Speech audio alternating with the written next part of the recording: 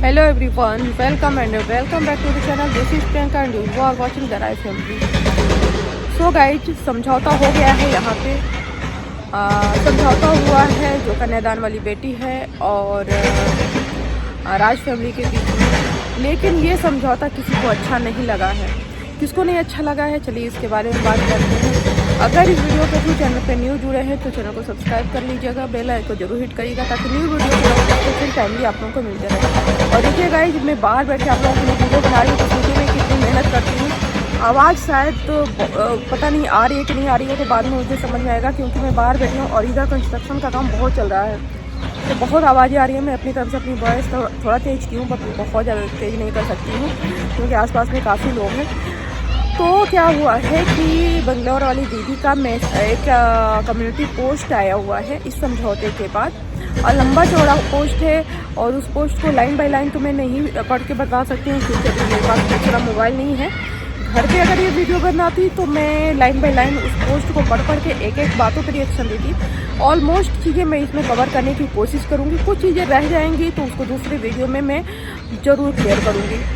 Actually Bangalore वाली दीदी जो हैं, आप लोगों को पता होगा कि वो कन्यादान वाली बेटी को बिल्कुल भी पसंद नहीं करती हैं। अब वो क्यों पसंद नहीं करती हैं, वो कहती तो हैं कि पहले तो बहुत उसकी करेक्ट थी, बहुत अपनी छोटी बहन मानती थी, और लेकिन उसने ऐसा किया कि इनको इतनी नफरत हो गई, इन्होंने खुले दिल से उसको अपनाया था, उसकी शादी में सब कुछ छोड़ के आई थी।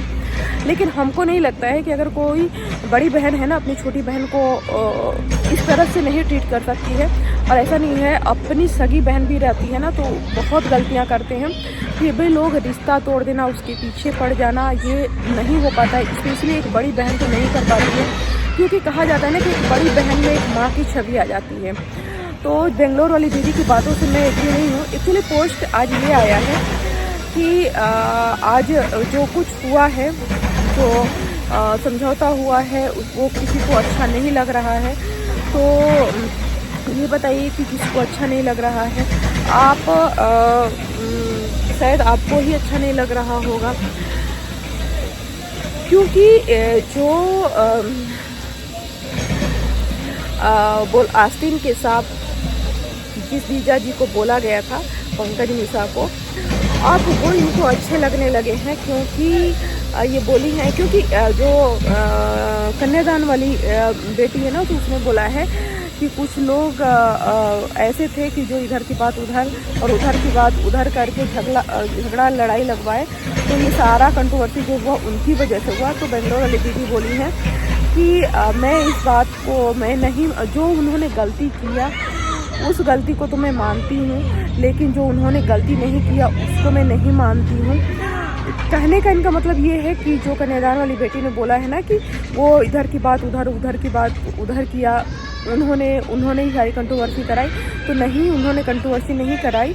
जो भी गलती थी कन्यादान वाली बेटी की थी, क्योंकि अब जो इंटरनेशनल जीजा जी हैं उनसे इनका पैचअप हो गया है, तो उनका कहना है कि नहीं, वो बिल्कुल सही है। दूसरी बात उन्होंने ये भी बोली है कि भाई उस बंदे के घर में भी मेडिकल कंडीशन है, क्योंकि आप लोगों को पता होगा कि जो इंटरनेशनल जीजा जी हैं, अब उनका समझौता बेंगलोर वाली दीदी इनके साथ किस बेस पे हुआ मुझे समझ में नहीं आया, क्योंकि बहुत सारे लोगों को ये चीज़ नहीं अच्छी लगी। जो बेंगलोर वाली दीदी अपने वीडियो में उनका कंटेंट खा गई कि उनकी वाइफ भी प्रेग्नेंट थी। उन्होंने एक वीडियो में अपने बताया था कि अम्बाला में 3 लोग प्रेग्नेंट थे, एक कन्यादान वाली बेटी, एक थी ये जगत माता की छोटी बहू, और तीसरी थी निशा, इंटरनेशनल जीजा की वाइफ। तो भाई दीदी, आपको इतने दिनों बाद आज समझ में आया कि वो प्रेग्नेंट है, जब आप उनके साथ इतना गलत कर रही थी, उनको आपने ब्लॉक कर दिया था, उनको अनफॉलो कर दिया था और कम्युनिटी उनके लिए लगाई थी, ये सारी जब चीज़ें चल रही थी, तो आपको नहीं समझ में आया कि उनके घर में मेडिकल कंडीशन है, या आपको उनके बारे में ये नहीं पता चला कि नहीं, उन्होंने इतनी ज़्यादा गलतियाँ नहीं की हैं, पर जो गलती उन्होंने की है थोड़ी सी गलती की है। आज जब वो आपसे माफ़ी मांग चुके हैं, आपकी उनकी ख़त्म हो गई है, जो भी आप उनके मन मुटाव थे वो आपके आगे झुक गए हैं, झुकना ही बोलेंगे, क्योंकि इंटरनेशनल वीज़ा का शायद चैनल पे स्ट्राइक वगैरह भी आया था, जो बोला गया कि यूट्यूब की तरफ से था।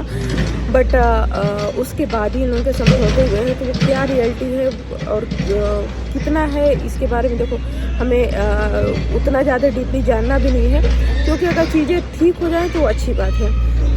लेकिन बस हमें ये जानना है कि दीदी को इतने दिनों बाद समझ में आता है कि भाई ये चीज़ है और बंदे की सामने वाले की गलती नहीं है। दूसरी बात कि ये हर किसी को पता है, इन्होंने अपने वीडियो में खुद ही बोला हुआ था, ये सबको याद भी है कि ये अम्बाला नहीं गई थी। उतना बड़ा जब इनके भाई भाभी को वैसे भी ये बड़ा फेवर करती थी मेरे भाई भाभी, मेरे पेरेंट्स अगर गलत भी रहेंगे तो हम उनका साथ देंगे। लेकिन आप इतने बड़े फंक्शन में नहीं गई थी और आपने बोला था कि आपके ससुराल वालों ने मना कर दिया था क्योंकि वहाँ पे क्रिएटर्स आ रहे थे। बट कुछ अभी जब इनकी मुँह बोली बहन से, कन्यादान वाली बेटी से जब कंट्रोवर्सी स्टार्ट हो गई है तो इन्होंने बोला कि यही रीजन थी। तो मुझे पता चला कि वो आ रही है तो मैं नहीं गई थी। तो इनको इतनी ज़्यादा अपनी मुँह बोली बहन से इतना ज़्यादा प्रॉब्लम है कि वो जहाँ रहेगी ये वहाँ पे नहीं रहेगी। तो मुझे लग रहा है कि नहीं चाहती थी कि वो फिर से इनकी कोई बोली बहन फिर से इनके घर में, इनके परिवार में इंटर करे, और वो इंटर किए तो मुझे लग रहा है फिर से इनका जरूर मुँह खुलेगा और ये फिर से दूरी और बनाएंगी। क्योंकि जैसे बढ़ के वीडियो बना रही थी, सपोर्ट कर रही थी, तो मुझे नहीं लग रहा है घर में इनकी बात हुई भी होगी और नहीं पता कि इनकी माताजी क्या बोलेंगी क्या नहीं बोलेंगी। लेकिन देखिए एंट्री एक तरह से नहीं हुई है, क्योंकि जगत माता ने जो अपने पहले वीडियो में, इससे पहले जो वीडियो आया उसमें मैंने बताया हुआ है कि जगत माता ने बोला है सयाजी सिंह की माँ को कि आप किसी की इतना मत करो कि किसी का घर बर्बाद हो जाए, उस लड़की का घर बसने दो। तो घर बसने दो का मतलब वही मैंने कहा कि अभी इतने दिनों बाद इनको याद आया कि उस लड़की का घर बसना चाहिए। और घर बसने का मतलब ये भी तो है कि आपके पास इतने सबूत है, आप सबूत रख रहे थे कि उसके शादी से पहले अफेयर थे, उसका कैरेक्टर अच्छा नहीं था। और तो आप ये इनडायरेक्टली धमकी दे रही हैं कि अगर सयाजी सिंह की माता जी को नहीं रोकती आपकी मुँह बोली बेटी तो आप उसका घर ख़राब कर देंगी। उसके जितने पहले के जितने अफेयर्स थे या फिर जो भी उससे गलतियाँ हुई होंगी वो आप ला के सामने रख देंगी। और आपका मानना है कि आपके पास इतना ज़्यादा सबूत है कि उससे उसका घर ख़राब हो जाएगा, उसका पति उसको छोड़ देगा। और फिर ये बोलते हैं कि माँ होती है और हमसे कनेक्टेड है। देखो कभी भी एक माँ अगर किसी भी बच्चे को अपना बच्चा बोली है ना, चाहे वो अपना भी बच्चा क्यों ना हो, उसको पैदा किया हो, लेकिन अगर ये माँ एक माँ इस तरह की हरकत कर रही है तो वो माँ कहलाने के लायक नहीं है। और मेरा मानना है कि अगर किसी के अंदर ममता है, माँ वाली फीलिंग है किसी बच्चे के प्रति, चाहे वो अपना बच्चा ना हो, गोद लिया हो, पड़ोसी का बच्चा हो, किसी का हो, अपने मतलब कि अपने घर में हो, भले वो सगा अपना ना हो, तो वो माँ अगर उसको अपना बच्चा मानती है, उसे कनेक्ट है, तो वो इस तरह की बात तो बिल्कुल भी नहीं करेगी। क्योंकि देखो क्या होता है ना, जैसे हमारे घरों में होते हैं बड़े पापा चाचा जो भी बच्चों को अपना मानते हैं ना, स्पेशली बेटियों के कैरेक्टर को लेके गांव के भी जो भाई होते हैं ना इस तरह की बातें नहीं करते हैं। क्योंकि गांव के भाई, रिश्तेदार के भाई अपनी बहन को हमेशा एक चीज़ बोला गया है कि भाई हमेशा प्रोटेक्टिव होते हैं बहन के लिए।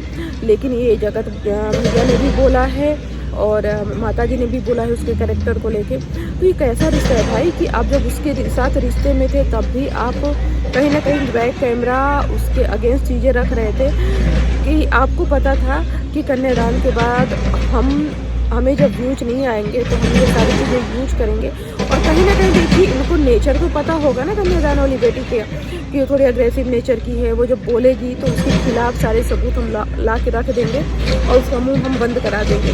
जहाँ तक कन्यादान की बात है, देखो कन्यादान करना हमेशा तो हम बोलते हैं बहुत बड़ी बात होती है।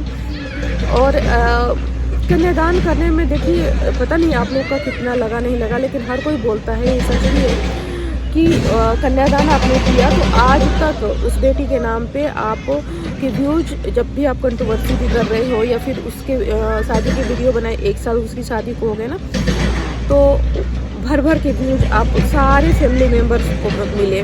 तो जितना आपने दिया उससे बहुत ज़्यादा तो आप लोगों को मिल चुका है।